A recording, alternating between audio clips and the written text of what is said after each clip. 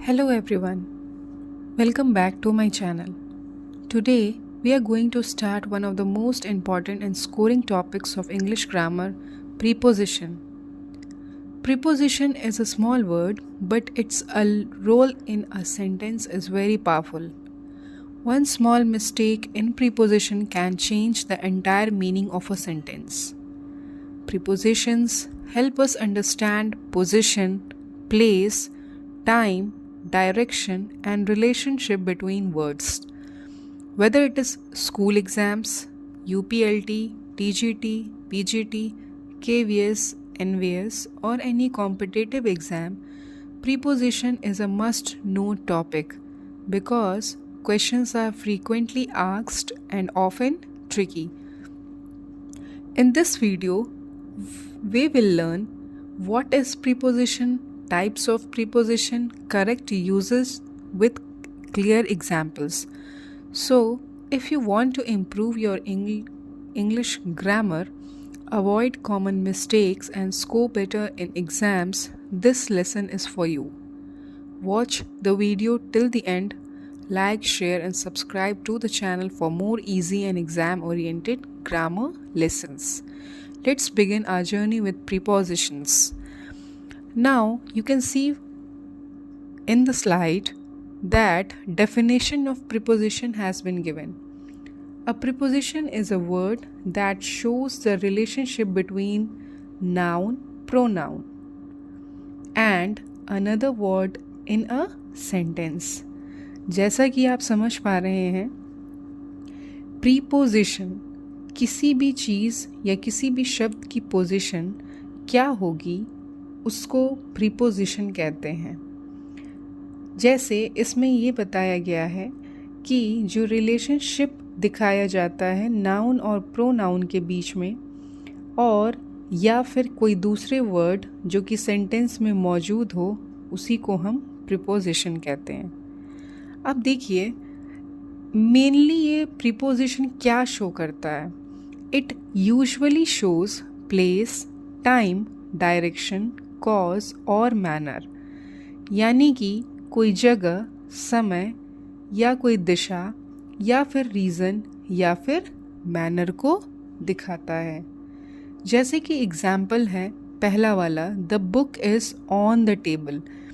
यहाँ पे बुक का प्लेस बताया जा रहा है कि बुक जो है वो टेबल के ऊपर है, on the table. Second example, she came after lunch. वो लंच के बाद आई, यानी कि टाइम बता रहा है कि वो कब आई, वो लंच के बाद आई. अब हम आगे बढ़ते हैं कॉमन प्रीपोजिशंस की तरफ. कौन कौन से हैं? At, in, on, by, for, with, to, from, of, under, over, between, among. इसके अलावा भी बहुत सारे हैं, लेकिन फ़िलहाल अभी हम इतने पढ़ें.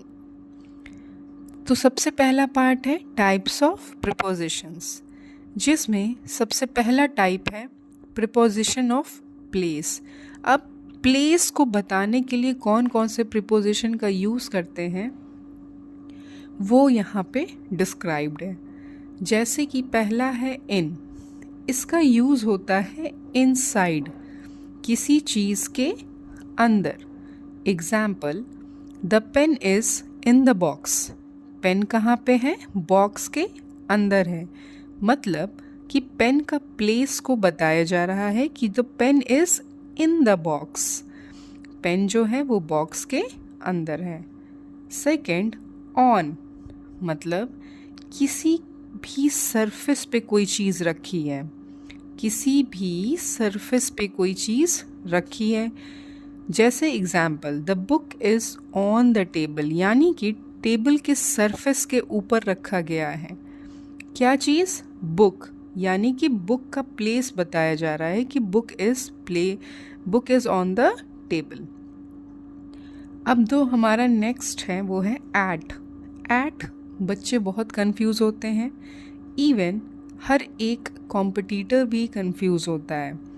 तो एट जो होता है एग्जैक्ट प्लेस को जब हम बताते हैं तब हम एट का यूज़ करते हैं। जैसे he is at the door, कहाँ पे है, वो एग्जैक्ट प्लेस बताया जा रहा है कि वो जो है डोर के पास है। अब हम आगे बढ़ते हैं अपने और प्रिपोजिशन जो कि प्लेस को बताते हैं।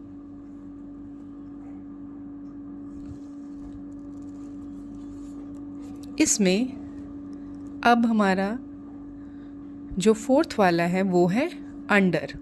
अंडर का मतलब होता है बिलो, किसी चीज़ के नीचे। जैसे इसमें एग्जाम्पल में देख सकते हैं, the cat is under the bed. Cat का कहाँ पे है जगह, कैट जो है वो बेड के अंदर है। बिटवीन, किसी भी दो लोगों के बीच में या किसी भी दो चीज़ों के बीच में। तो entry is closed between 1 PM to 3 PM, मतलब इन दोनों के बीच का जो टाइम है उसमें एंट्री जो है वो बंद है। कभी भी दो चीज़ों के बीच का जो ड्यूरेशन है या कोई भी प्लेस है या कुछ भी है, उस जगह को बताने के लिए हम बिटवीन का यूज़ करते हैं। अब हम बढ़ते हैं अपने नेक्स्ट टाइप ऑफ प्रिपोजिशन की तरफ, that is time. Preposition of time. अब देखिए, प्रिपोजिशन ऑफ टाइम में सबसे पहला है हमारा एट, रिप्रेजेंट एग्जैक्ट टाइम। अभी मैंने कहा कि जब भी किसी प्लेस के बारे में बताना है exactly, then we will use at, and when we have to represent exact time, then also we will use at. For example, at 5 o'clock. If we know a particular specific time, then we should know that at is placed before a exact time. Now second one is on. On हम किसके आगे लगाते हैं, before day and date. If we are confirmed about day and date, then we use on before it. For example, on Monday, on Tuesday, on Wednesday or on Sunday. In is represents month और year. in जो होता है किसी भी specific month और year को बताने के लिए हम उसके आगे इन का यूज़ करते हैं। तो ये तीन चीज़ तो आपको क्लियर हो गई कि एट जो होता है एग्जैक्ट टाइम बताता है, ऑन जो होता है वो एग्जैक्ट डे और डेट बताता है, और इन जो होता है वो मंथ और ईयर बताता है। अब हम आगे बढ़ते हैं preposition of direction and movement. मतलब कि ऐसा प्रिपोजिशन जो हमें किसी भी पर्टिकुलर व्यक्ति या जगह का जो डायरेक्शन है या उसका मूवमेंट क्या है वो पता चलता है। किससे, प्रिपोजिशन ऑफ डायरेक्शन से। Specifically it shows about the movement. So the first one is to. To जो होता है that conveys the meaning, that is towards, किसी की तरफ बढ़ना। To represent this we use towards. For example, she drove to the airport. वो जो है कहाँ की तरफ चला रही थी, एयरपोर्ट की तरफ। तो ये टूवर्ड्स द एयरपोर्ट जा रही है ड्राइव करके, इसीलिए यहाँ पे टू। इनटू जो होता है मूवमेंट इनसाइड, किसी भी चीज़ का मूवमेंट जो है अंदर की तरफ हो रहा हो तब या अंदर की तरफ जा रहा हो, फिर हम उसको इनटू का प्रिपोजिशन यूज़ करते हैं। For example, the car crashed into the tree. Car जो है वो पेड़ के अंदर क्रैश हो गई, पेड़ से जाकर लड़ गई, पेड़ के अंदर चली गई, इसीलिए the car crashed into the tree. Now moving on to the next, that is from.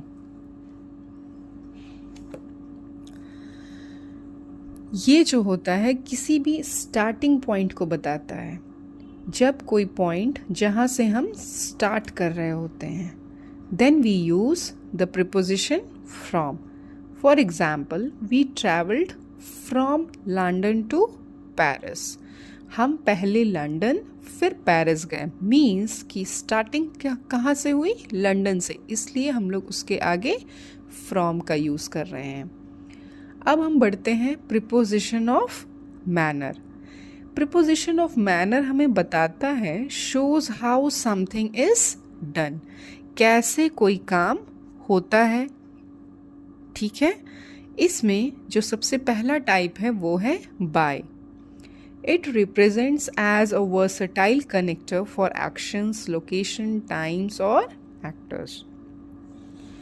जैसे कि किसी भी कनेक्टर्स, ये कनेक्शन का काम करता है कि कोई चीज़ किससे कैसे कनेक्टेड है। वो लोकेशन से हो सकता है, टाइम से हो सकता है, किसी एक्शन से हो सकता है। ये एग्जाम्पल से समझते हैं कि ही केम बाय बस। ठीक है, वो कैसे आया? बस से आया। ओके, इसलिए हम यहाँ पे बाय का यूज़ कर रहे हैं। विथ रिप्रेजेंट्स अकम्पनीमेंट, मतलब कि टुगेदर, किसी के साथ। इंस्ट्रूमेंट और टूल, या फिर हम किसी इंस्ट्रूमेंट या टूल से किसी चीज़ का जुड़ाव है तब हम विथ का यूज़ करते हैं। किसी का कोई कैरेक्टरिस्टिक है, हैविंग और फीचर्स, मतलब कोई भी फीचर्स किसी चीज़ से कनेक्टेड है या किसी चीज़ के साथ जुड़ा हुआ है, उसके लिए भी हम विथ का यूज़ करते हैं। मैनर और फीलिंग, कोई भी मैनर या फिर फीलिंग को भी बताने के लिए कि कैसे, तो फिर उसके लिए भी हम विथ का यूज़ करते हैं। और साथ ही साथ हम किसी एग्रीमेंट या फिर कोई सपोर्ट, इसके साथ भी हम विथ का यूज़ करते हैं। For example, she takes pictures with a digital camera. देख रहे हैं आप कि विथ जो है किसी इंस्ट्रूमेंट से रिलेटेड है, इसीलिए हम यहाँ पे with a digital camera. Next one, he lives with his parents. वो कहाँ रहता है? वो अपने पेरेंट्स के साथ रहता है, यानी कि टुगेदरनेस, अकम्पनीमेंट, किसी के साथ रहता है। She cut it with a knife. क्या हो गया? उसने जो है नाइफ से काट लिया। तो ये 3 डिफरेंट टाइप्स विथ का हमने एग्जाम्पल से सीखा। अब हम बढ़ते हैं last type of preposition, preposition of cause and reason. ये हमें कारण बताता है कि किसी भी चीज़ के होने के पीछे जो कारण है उसको बताने के लिए हम बिकॉज ऑफ या फिर ड्यू टू का यूज़ करते हैं, जिसमें जो सबसे पहला है हमारा because of. Showing meaning as a result, मतलब किसी चीज़ का परिणाम, किसी चीज़ का रिज़ल्ट जो आता है उसके पहले हम बिकॉज ऑफ यूज़ करते हैं। जैसे कि हम एग्जाम्पल में देख सकते हैं, the flight was delayed because of the storm. Flight जो है डिले हो गई थी किसके वजह से? स्टॉर्म की वजह से। अब देखिए हमारा दूसरा है हमारा preposition of reason, due to, मतलब सम शोइंग कॉज, कोई रीज़न को बताना, इसीलिए हम ड्यू टू का यूज़ कर रहे हैं। जैसे एग्जाम्पल से समझते हैं, the event was cancelled due to bad weather. ठीक है, मतलब जो इवेंट होने वाला था वो कैंसिल कर दिया, किसकी वजह से? बैड वेदर की वजह से। अब देखिए ड्यू टू और बिकॉज ऑफ में डिफरेंस भी होता है। क्या होता है? हम due to traditionally modifies noun, ये किसी नाउन को बताता है कि किसी नाउन को क्या हो गया। Explains what caused a thing, किसी चीज़ को क्या हुआ। ठीक है, उसके लिए हम ड्यू टू यूज़ करते हैं। और बिकॉज ऑफ जब modifies verb, explains why an action happened, कोई एक्शन क्यों ही हुआ, इसीलिए हम बिकॉज का यूज़ करते हैं जब हमें वर्ब को मॉडिफाई करना होता है। अब देखिए बहुत ही इम्पॉर्टेंट रूल्स हैं इसमें, कि सबसे इम्पॉर्टेंट रूल प्रीपोजिशन में हमें याद रखना है कि preposition is always followed by a noun और प्रोनाउन। हमेशा प्रिपोजिशन जो है किसके साथ फॉलो होता है, नाउन के साथ या प्रोनाउन के साथ। जैसे एग्जाम्पल में देखिए, इन द रूम, ये हमारा क्या है, नाउन है। इन द रूम तो इन लगा है। विथ देम, देम हमारा प्रोनाउन है, with them. Under the table, हमारा ये द टेबल नाउन या फिर नाउन फ्रेज है और हम इसके आगे अंडर लगाए हैं। तो मुझे ऐसा लगता है कि आपको समझ में आया होगा। I have explained in a very simple manner. और इसी के साथ so friends, in today's lesson we learn that preposition may look small but they play a very important role in English grammar. They help us show place, time, direction, and relationship between words and make our sentence clear and meaningful. Correct use of prepositions not only improves spoken English but also helps you avoid common grammatical errors in exams like UPLT, TGT, PGT, KVS, NVS, and board exams. With regular practice and attention to usage, prepositions can become easy and scoring. Always remember that accuracy matters more than memorization in preposition. And last but not the least, if you found this lesson helpful, like the video, share it with your friends, subscribe to channel for more easy exam oriented English grammar lessons. Keep learning, keep practicing. See you in next video. Thank you.